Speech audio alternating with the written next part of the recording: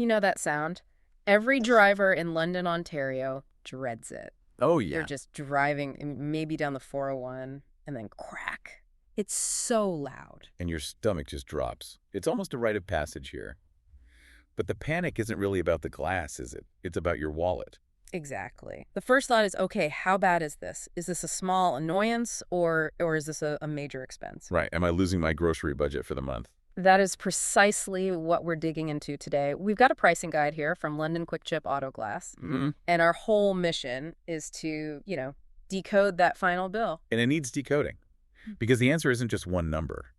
Based on this data, a windscreen replacement in London can run anywhere from, say, $200 Okay. all the way to $800, sometimes even higher. Wow. That is a massive spread, so I can't just walk in and ask for the $200 special, I take it. I wish it were that simple. No, it's all dictated by what kind of car you drive. The guide really breaks it down into 3 tiers. Okay, so let's start at the bottom. What's that economy tier? That's your $200 to $350 range.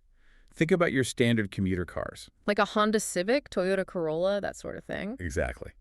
The reason they're cheaper is just, well, simplicity. The glass is just glass. Its job is to keep the wind out.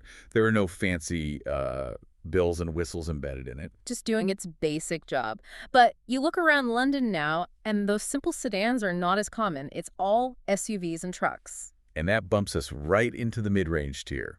Now you're looking at somewhere between $300 and $500. Is that just because the glass is bigger?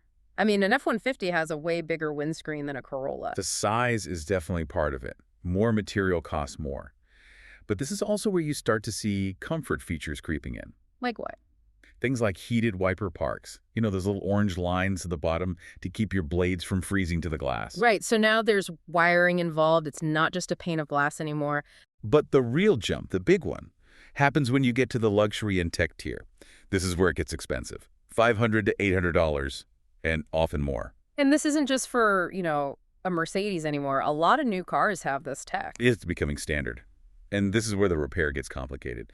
First, you might need OEM glass original equipment manufacturer. Aftermarket glass sometimes just doesn't meet the precise specs. And those specs are for the safety systems, the ADS. That's the one. Yeah. Advanced Driver Assistance Systems. Most new cars have a camera mounted right up against the windshield behind the mirror. Okay. That one camera controls your lane keep assist, your automatic braking, your adaptive cruise. So the windscreen is basically the lens for the car's eyes. That is the perfect way to describe it. And if that lens is even slightly distorted, the car can't see properly. So when you replace the glass, You have to recalibrate the eyes. you have to. And that requires special digital equipment. It takes time. A technician has to aim that camera down to the millimeter. If they don't, your safety systems might fail. And that's where the extra cost comes from, that calibration. That's the hidden cost. It's a huge factor.